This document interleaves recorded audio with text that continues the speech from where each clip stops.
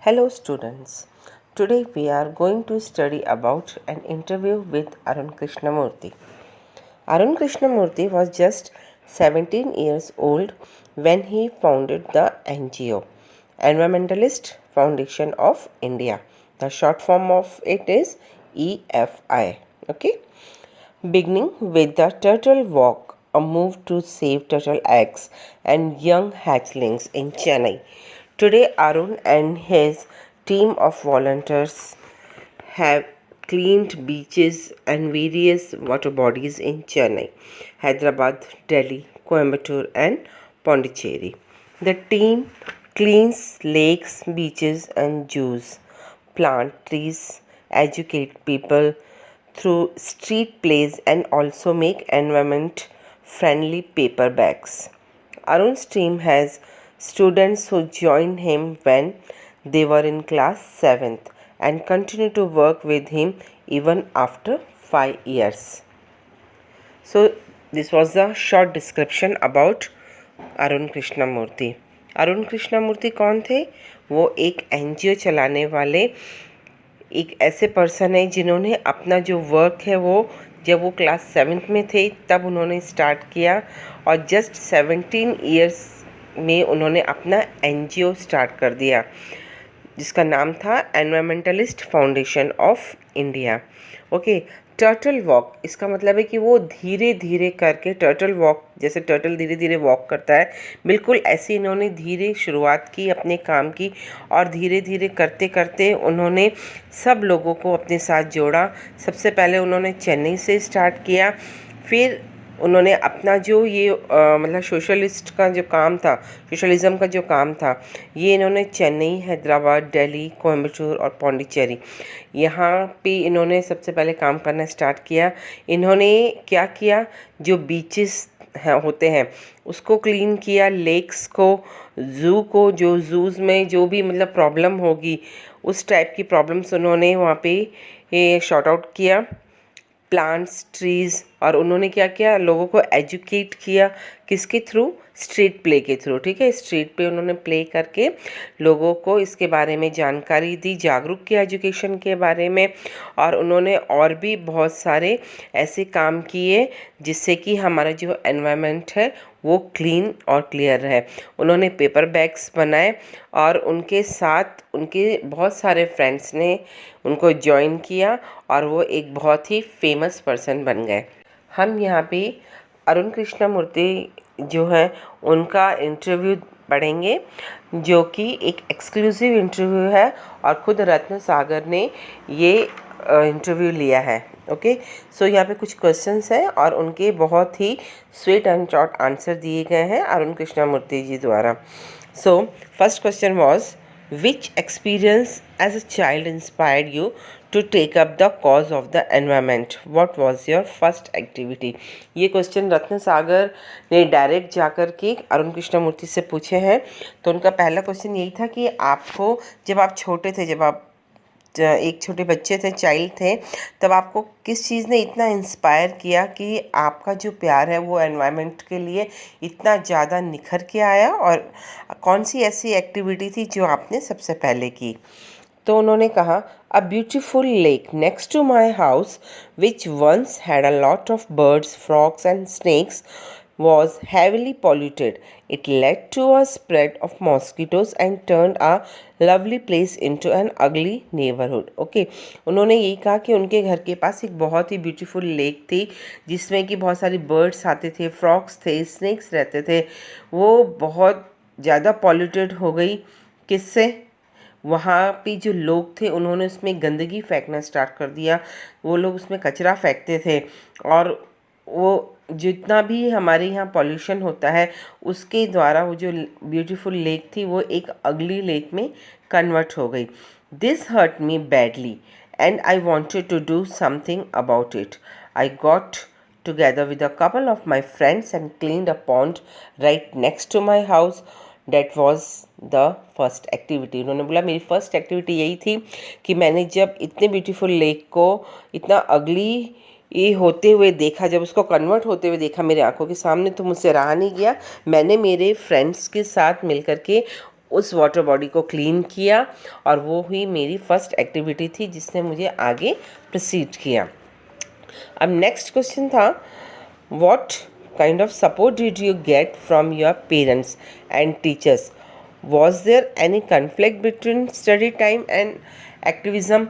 उन्होंने कहा कि आपके जो पेरेंट्स हैं, क्या उन्होंने या आपके टीचर्स हैं, उन्होंने कभी आपको इस चीज़ के लिए सपोर्ट किया, या आप लोगों में कभी कोई कॉन्फ्लिक्ट हुई, या मतलब किसी प्रकार की कोई बहसबाजी हुई, कोई लड़ाई हुई अपने स्टडी टाइम को लेकर के और जो आप ये एक्टिविटी करते थे इसको लेकर के? क्योंकि नॉर्मली देखा जाता है कि अगर हम ये सब काम करते हैं तो हमारे पेरेंट्स हमको ज़रूर बोलते हैं कि आप अपना टाइम उसमें वेस्ट कर रहे हो इंस्टेड ऑफ स्टडिंग।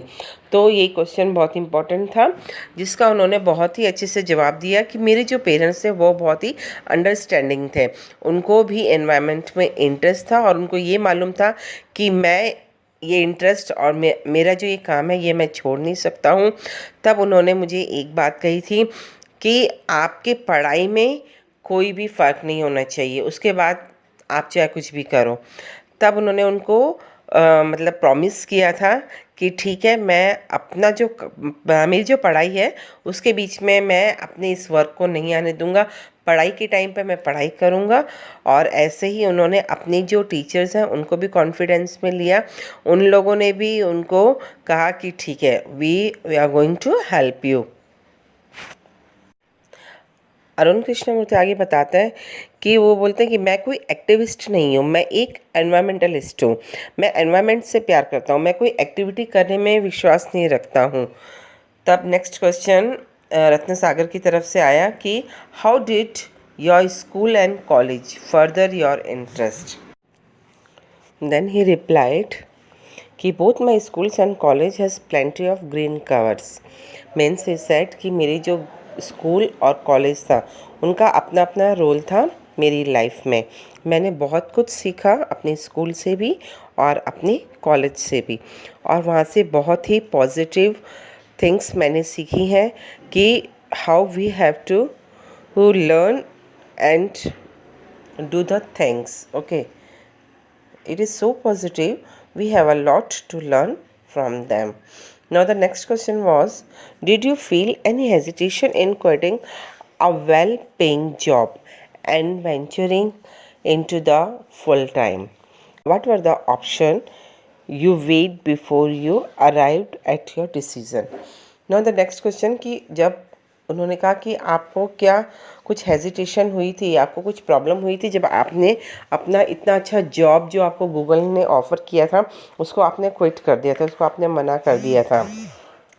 तब उनका आंसर ये था कि मैं अपना जो पूरा टाइम है वो मैं अपने वर्क को देना चाहता था, क्योंकि मैं जॉब भी कर रहा था और मैं अपना एक जो सोशलिज़म वाला वर्क है मैं वो भी करना चाह रहा था।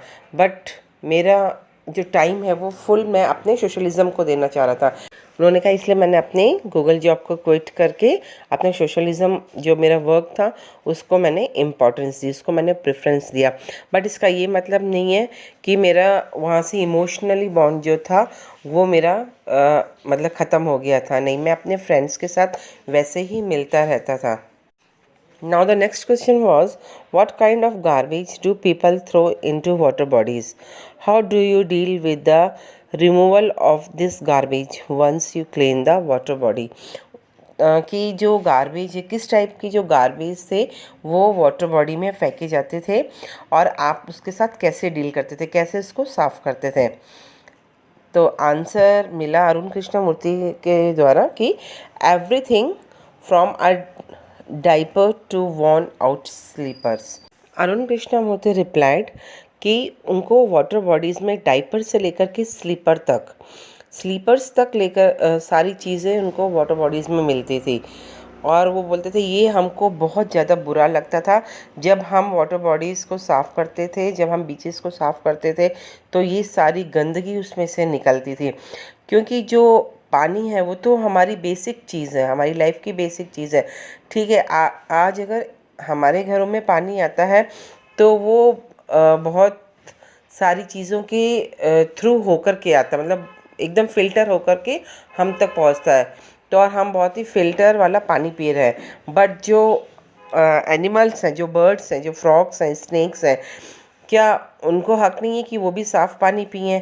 वो तो यही गंदगी वाला पानी पी करके और उनकी डेथ हो रही थी। तो इसलिए वो बोलते हैं हमको उनके लिए ज़्यादा बुरा लगता था, बट ये हमारी ड्यूटी थी और हम उसको क्लीन करते थे। The next question was, how many days does it take to clean और clear a large lake? Do you use any special equipment for cleaning and safety? So उन्होंने बोला कि आपको कितने दिन लगते थे उसको क्लियर करने में, और क्या आप कोई इक्विपमेंट भी यूज़ करते हो क्या? तब उन्होंने कहा depending on the size of the lake and the amount of garbage, minimum 5 days और मैक्सिमम 3 मंथ। बोलते हैं हम इतने टाइम के बीच में उस वाटर बॉडी को हम क्लीन कर लेते हैं। We have our tools like rakes and spades. Okay. Now the next question was, what kind of protective gear do you use? Can you describe the cleaning process briefly? तब उन्होंने जैसे ही पूछा कि आपने जिस हिसाब से आप क्लीन करते हो, क्या आप उसको ब्रीफली डिस्क्राइब कर सकते हो? तो उन्होंने कहा कि वी वेयर नोज़ मास्क, हम मास्क भी पहनते हैं, और हम सैनिटरी ग्लव्स जो हैं उसको यूज़ करते हैं, और हमारे हाथ में रेक्स एंड स्पेड्स रहते हैं जो कि हमको जो गार्बेज है वो कलेक्ट करने में हमारी हेल्प करता है। फिर हम उसको डंप कर देते हैं किसमें, जो कलेक्शन बकेट्स हम रखते हैं उसके अंदर सारा कचरा, सारा गार्बेज जो है हम उसमें उसको डाल देते हैं, और फिर वहाँ पे एक ट्रक आता है जिसमें कि वो जो सारे बकेट्स हैं उसको हम उस ट्रक में भर के और फिर उसको हम लास्ट में ख़त्म कर देते हैं। ठीक है। We also use heavy machinery like earth mover and Poclain to desilt the lake and clear the weeds and shrubs that are harmful।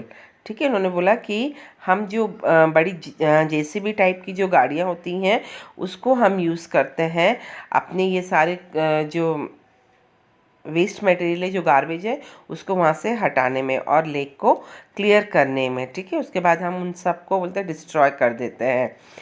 Now the next question was, what in your opinion can children and young adults do for the environment?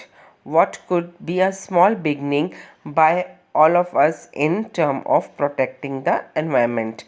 उनका next question था कि आप अपना ऐसा कुछ opinion बताओ या हमें कुछ ऐसा आइडिया बताओ जिससे कि आजकल के जो बच्चे हैं वो, या फिर जो मीन्स जो यंगर्स हैं, एडल्ट्स हैं, वो लोग भी ऐसा कुछ काम कर सकें, आपकी हेल्प कर सकें।